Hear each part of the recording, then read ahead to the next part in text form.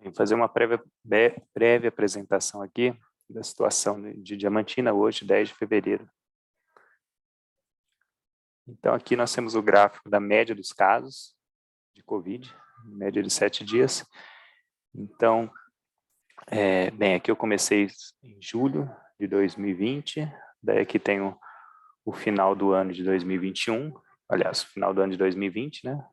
As festas, daí chegou aqui a P1, e agora nós tínhamos aqui baixado aqui razoavelmente no final do ano, e quando chegou o começo do ano, de novo a gente teve essa explosão de casos aqui por conta da Ômicron. E aqui, né, bem mais abrupto do que aqui. Então, é uma característica dela, e olha só o que está acontecendo, ela está baixando aqui. Esses aqui são os dados aqui dos últimos dias. Então, a tendência agora, a princípio, é ela continuar a baixar, né, de uma maneira, às vezes, um comportamento um pouco mais lento, mas a tendência é que passou já o pico aqui. Certo? Então, do ponto de vista do número de casos, a gente está numa situação, a princípio, preocupante. Mas nós temos outros indicadores aqui. Então, olha só, aqui nós temos o número de internados.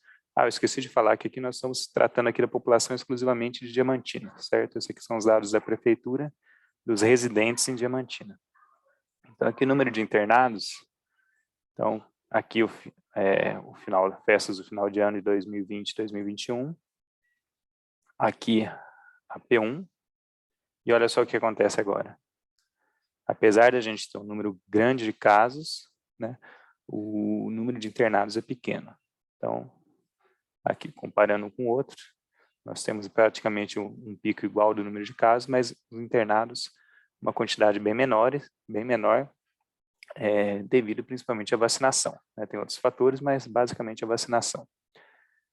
E aqui, se for analisar, né, provavelmente são pessoas não vacinadas ou com uma dose apenas, né? Então, quem tiver com a terceira dose, né, o ciclo completo mais a dose de reforço, a princípio está com uma chance bem menor de ter problemas, né? Aqui são os internados.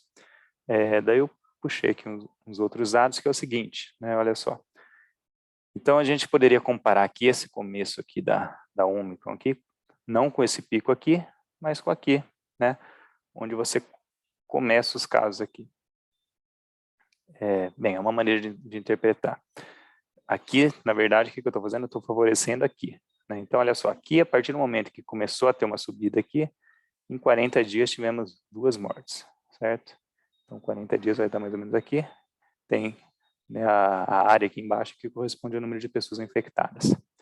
Aqui, se eu pegar, né, e for 40 dias, eu chego aqui, eu tenho um número muito maior de pessoas infectadas, certo?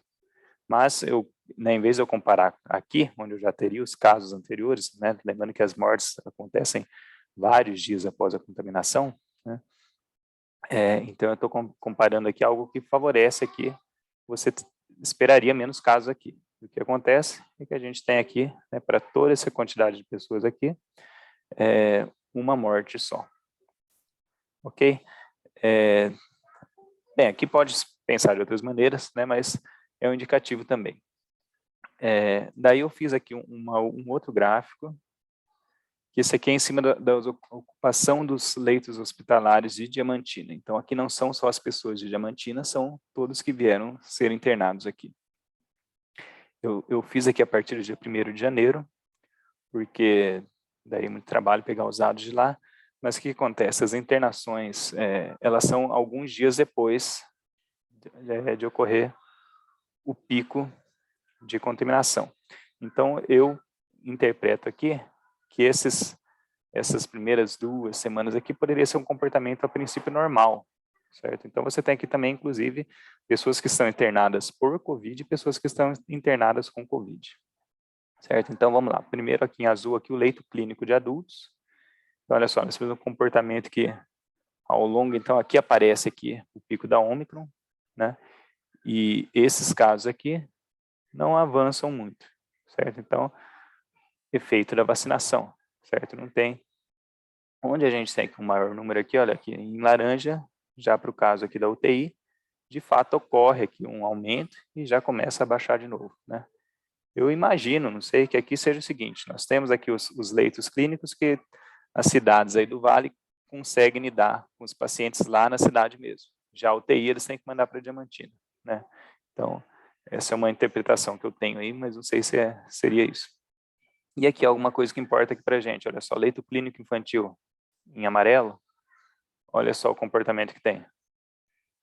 Basicamente uma flutuação aqui, né? Nada que dispare, que mostre que tem um aumento significativo, né? Ou até um aumento, né, aqui. E para UTI a mesma coisa, olha só, tem um caso, depois não tem alguns casos, depois volta, né? Lembrando que aqui podem ser pessoas que estão na UTI por outros motivos, não pelo motivo de estarem com Covid, né? Elas estão na UTI e estão com Covid, mas não estão internadas por conta da Covid. Então, esses dois gráficos aqui, últimos aqui, né, esses dois aqui, ó, amarelo e cinza, mostra que, apesar de a gente ter uma dispersão grande da doença, da Covid, a princípio continua sendo a gravidade para crianças pequena, né, relativamente pequena, não mostra que um aumento grande, certo? Então, acho que essa é uma breve leitura da situação de Covid atualmente aqui em Diamantina.